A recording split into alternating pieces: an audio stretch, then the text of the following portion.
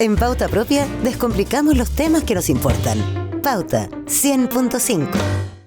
La designación del próximo embajador de Chile en Beijing se ha transformado en una de las decisiones más sensibles para el presidente electo José Antonio Kast. No es un trámite diplomático, es hoy día especialmente una señal política en medio de un escenario internacional cada vez más tenso. El nombre que suena con más fuerza es el de Diego Paulsen, expresidente de la Cámara, dirigente de Renovación Nacional, jefe de campaña de Belín Matei también.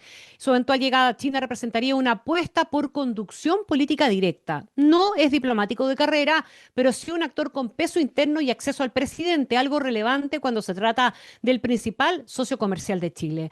También han circulado perfiles más técnicos, como Rodrigo Yáñez, con amplia experiencia en tratados comerciales y vínculos con Asia.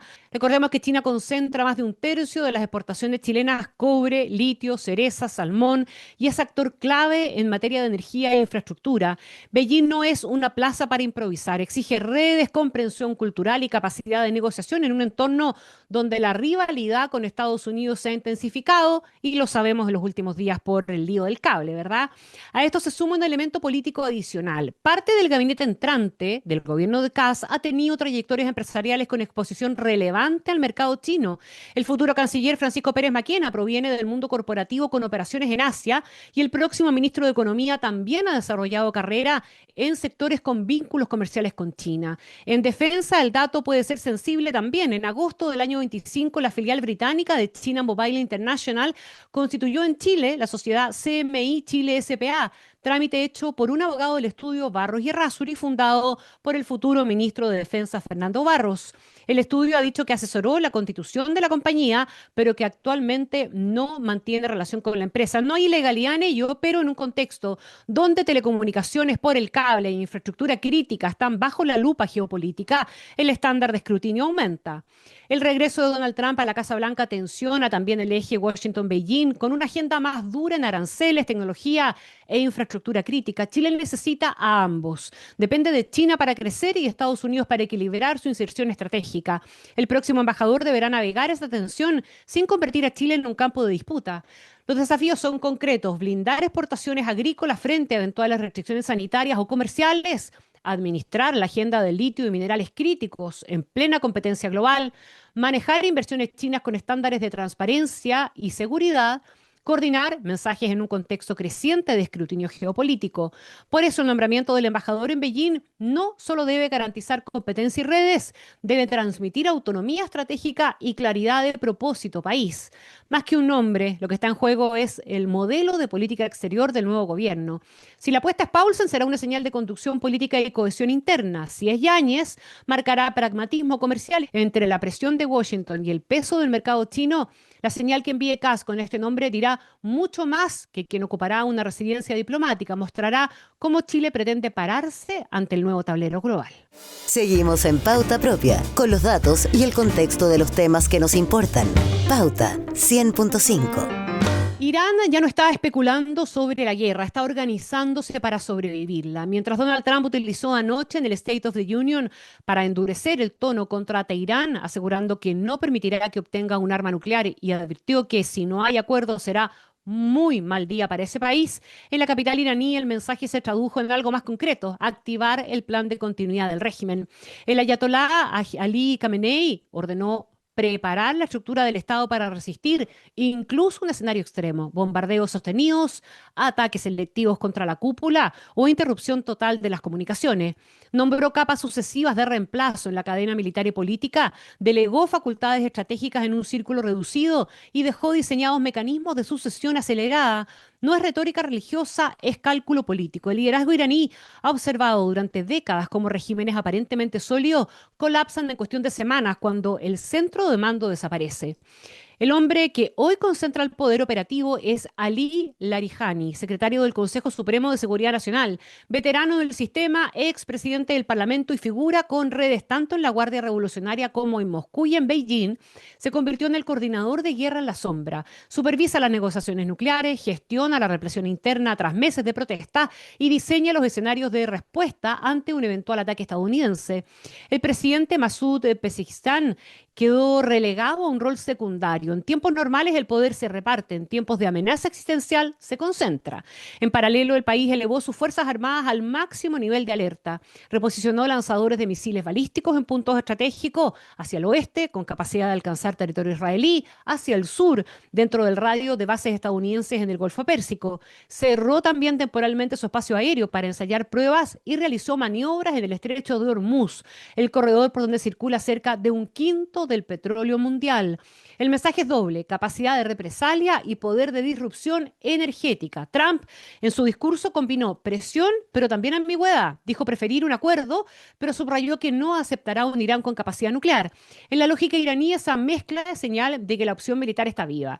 Por eso, la preparación no solo es externa. Tras semanas de protestas estudiantiles y miles de muertos en la represión de enero, el régimen teme que una ofensiva extranjera actúe como catalizador interno. El plan contempla entonces desplegar milicias, Basij y fuerzas especiales en las principales ciudades para contener disturbios, establecer controles y neutralizar cualquier intento desestabilizador. Está la guerra a la vuelta de la esquina, las negociaciones en Ginebra siguen abiertas, pero bajo ultimátum y con acumulación militar estadounidense en la región. Irán asume que el ataque puede ser inminente, aunque no inevitable, y se prepara en consecuencia. Teherán sabe que no puede derrotar a Estados Unidos en una guerra convencional prolongada. Su apuesta es distinta: resistir, encarecer el costo, golpear donde duele, energía, estabilidad regional, y garantizar que el sistema político sobreviva aunque sus líderes no lo hagan. El dato central no es solo la amenaza de Washington, es la convicción en Teherán de que esta vez el riesgo es real. Y cuando un régimen diseña su propia supervivencia antes de que caiga la primera bomba, el mundo debería prestar atención. Seguimos en Pauta Propia, con los datos y el contexto de los temas que nos importan. Pauta 100.5. Hay un dato que debería encender todas las alarmas. 36 de los 52 alcaldes de la región metropolitana, casi el 70%, han sufrido algún tipo de amedrentamiento durante su gestión. Y al menos 17 han recibido amenazas de muerte. No se trata de episodios aislados ni de exabruptos en redes sociales. En varios casos, las advertencias han incluido coronas de flores, rayados intimidatorios, disparos, quema de buses municipales y seguimientos a familiares. La mayoría de estas amenazas proviene de bandas vinculadas al narcotráfico y al crimen organizado, que operan en barrios específicos y que reaccionan cuando los municipios intensifican fiscalizaciones, desalojan toma, cierran narcomausoleos o persiguen el comercio ilegal. La señal es clara: cuando el poder local incomoda, el delito responde. Hoy, 7 alcaldes tienen escolta policial permanente, otros tienen rondas preventivas, botones de pánico o apoyo esporádico de carabineros.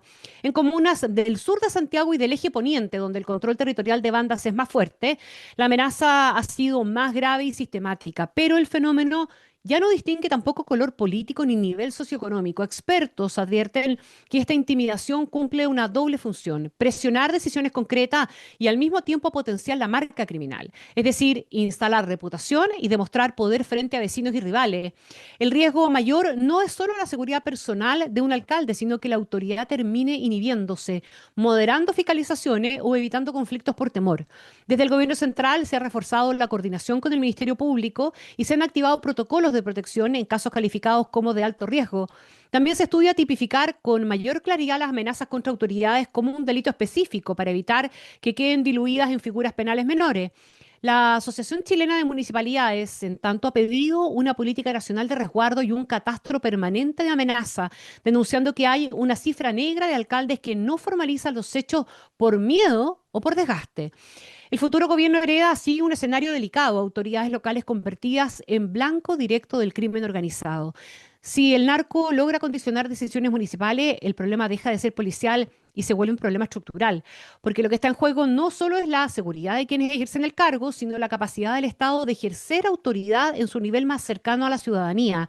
Y la pregunta de fondo es incómoda, pero también es inevitable: ¿estamos frente a hechos aislados o ante el inicio de una etapa en que el poder local se transforma en el nuevo campo de disputa del crimen organizado? La respuesta y la rapidez con que llegue esa respuesta marcará la frontera entre contención y normalización. Seguimos en Pauta Propia, con los datos y el contexto de los temas que nos importan. Pauta 100.5. Durante décadas repetimos que bajar de peso era una cuestión de carácter. Hoy la ciencia está desarmando esa certeza pieza por pieza. Los nuevos fármacos contra la obesidad no prometen más fuerza de voluntad, sino algo mucho más disruptivo: intervenir directamente en los circuitos biológicos que regulan el hambre, la saciedad y el gasto energético. En este Fuera de la Caja, Mónica Stipicic nos muestra cómo estamos ante la posibilidad de reprogramar el metabolismo humano. Por décadas, la obesidad fue tratada como un problema de voluntad. Comer menos, moverse más. La ecuación parecía simple, casi moral. Pero en los últimos años, esa narrativa comenzó a derrumbarse en laboratorios y ensayos clínicos. Los nuevos fármacos para bajar de peso no están afinando el metabolismo, lo están reescribiendo. Primero fue la semaglutida, después la tirzepatida y ahora moléculas más complejas como la retatrutida, capaces de activar simultáneamente múltiples receptores hormonales. Lo que antes era una intervención marginal, hoy se está convirtiendo en una revolución metabólica. En estudios clínicos recientes, algunos pacientes han perdido más del 20% de su peso corporal. Eso no es una dieta exitosa, es un cambio fisiológico profundo. Durante mucho tiempo se creyó que el peso era un balance mecánico entre calorías que entran y calorías que salen. Hoy se sabe que el cuerpo defiende activamente su peso.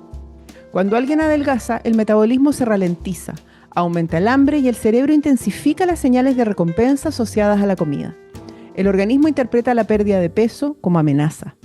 Los nuevos fármacos actúan en el eje intestino-cerebro, imitan hormonas como el GLP-1, el GIP y el glucagón, que regulan saciedad, secreción de insulina y gasto energético. No solo reducen el apetito, modifican la señalización cerebral del hambre y alteran la forma en que el cuerpo maneja la glucosa y la grasa. En términos prácticos, el organismo deja de defender el peso previo como si fuera un estado sagrado. El impacto clínico es enorme. La obesidad está asociada a diabetes tipo 2, enfermedades cardiovasculares, apnea del sueño, ciertos cánceres y deterioro funcional. Si un medicamento logra reducir peso de manera sostenida, también disminuye esos riesgos.